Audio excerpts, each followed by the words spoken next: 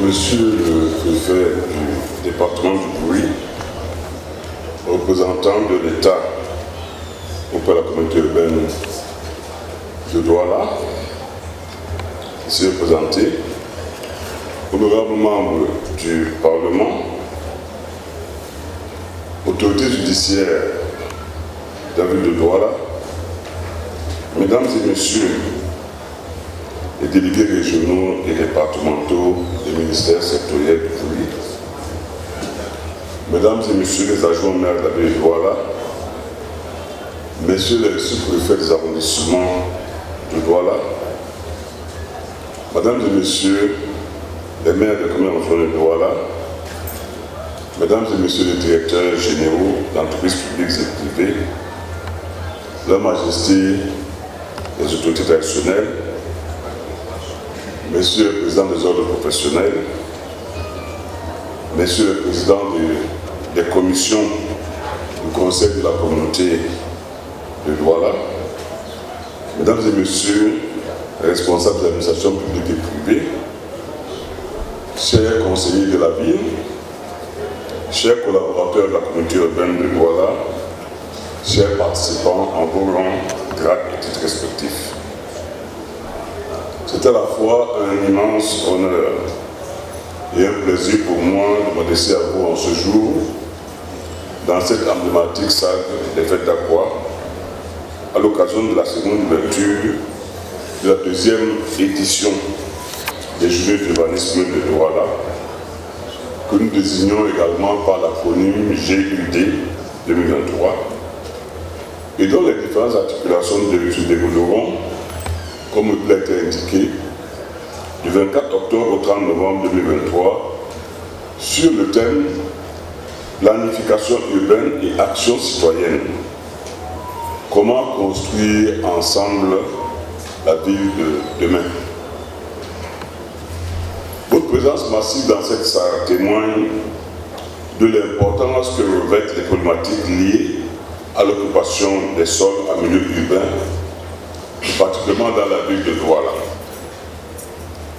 Les journées de l'urbanisme de Douala, faut-il le rappeler, sont nées de la volonté de l'exécutif que je viens de conduire de créer un cadre inclusif de concertation et d'échange entre la communauté urbaine de Douala et les administrations publiques concernées, les ordres professionnels, les sociétés d'aménagement, les promoteurs immobiliers, les autorités traditionnelles, les propriétaires fonciers et tous les autres acteurs concernés par les questions d'urbanisme en vue d'une meilleure appropriation collective des enjeux et des risques et partant d'une salutaire adhésion au nécessaire respect rigoureux des règles d'urbanisme. La présente édition fait suite à la première du genre tenue au mois de novembre 2021 sous le thème Douala, ville planifiée et réglementée, gage d'un habitat agréable pour tous, et à laquelle les populations de la ville de Douala avaient réservé un intérêt fort remarquable, comme en témoigne leur forte participation aux différentes articulations de cet événement alors inédit et qui a eu lieu, comme j'ai dit tout à l'heure, en 2021. Je tiens à relever ici que les GUD 2023 se tiennent dans un contexte particulier, marqué notamment par les effondrements répétés d'immeubles à travers le pays et notamment à Douala, avec à la clé malheureusement un lourd bilan avec de nombreuses pertes en vie humaine. Il en découle une interpellation forte en direction des principaux acteurs de la planification et de la gestion de la ville pour plus de responsabilité et de professionnalisme dans leurs actions quotidiennes. Mesdames et messieurs, vous l'aurez sans doute compris, l'exécutif de la ville de Douala a l'impérieuse obligation d'accorder une attention particulière aux questions d'occupation des sols en promouvant le respect de la réglementation en matière de construction, la facilitation de la délivrance des actes administratifs d'urbanisme par la dématérialisation des procédures et l'association de toutes les composantes socio-institutionnelles de la ville de Douala à la réflexion sur l'urbanisation de plus en plus accélérée de la ville. Aussi, j'exhorte instamment les uns et les autres à toujours se rapprocher, comme on vient de le voir dans le sketch tout à l'heure, à se rapprocher des services du guichet unique de facilitation de la délivrance des actes administratifs d'urbanisme avant toute transaction foncière ou tout projet visant à occuper un espace urbain. À défaut, tôt ou tard, les services de la police municipale passeront et constateront l'infraction. Et vous avez suivi tout à l'heure l'exposé du directeur de la police sur les pouvoirs de police du maire. J'avoue que parfois, moi-même, j'ai découvert certains pouvoirs que je n'ai jamais exercés jusqu'à présent. Mais ce sont des pouvoirs que la loi a donnés aux maires, pas aux maires de Douala, à tous les maires.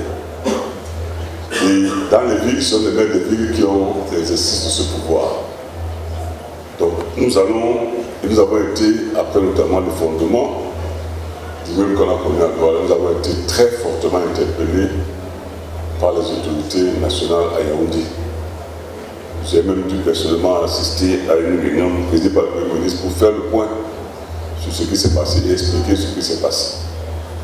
Et nous avons reçu des instructions extrêmement fermes d'agir avec sévérité, avec fermeté. Nous sommes en train de nous y employer. Nous avons, vous le savez, nous avons procédé dans un premier temps à la destruction de tous les immeubles qui menacent l'île. On en a détruit, pas seulement dans les zones plutôt à risque, mais même là où il n'y avait pas de risque de terrain, comme récemment dans la prison, nous avons quand même détruit l'immeuble. Je l'ai dit aussi, je le répète, tous les bâtiments construits sur les emprises des trains seront tôt ou tard démolis. Le maire a le pouvoir, je crois qu'on me l'a dit, il a le pouvoir de le faire, il n'a même pas à se justifier. La seule justification étant qu'ils ont construit sans permis. Et d'une manière générale, je mets quiconque qui a construit sur une emprise de train de produire un permis de construire. Je n'en ai jamais donné. Autant que je sache, mes prédécesseurs aussi ne l'ont pas fait. Donc ceux qui ont construit ces emprises de train doivent savoir que tôt ou tard, on arrivera vers eux. C'est ce qui manque pour le moment, c'est peut-être les moyens, mais nous arriverons là-bas. Parce que les inondations qu'il y a eu dans la ville de Douala récemment sont aussi la conséquence de ce rétrécissement des lits de train. On a pris une photographie aérienne, notamment du côté de Bonham Sadi là-bas, de Bagna, où les constructions ont fait que le lit de train fait un demi-tour carrément. Comment voulez-vous que ensuite les ponts qui mènent de Bonham Sadi, les deux ponts là ne soient pas inondés?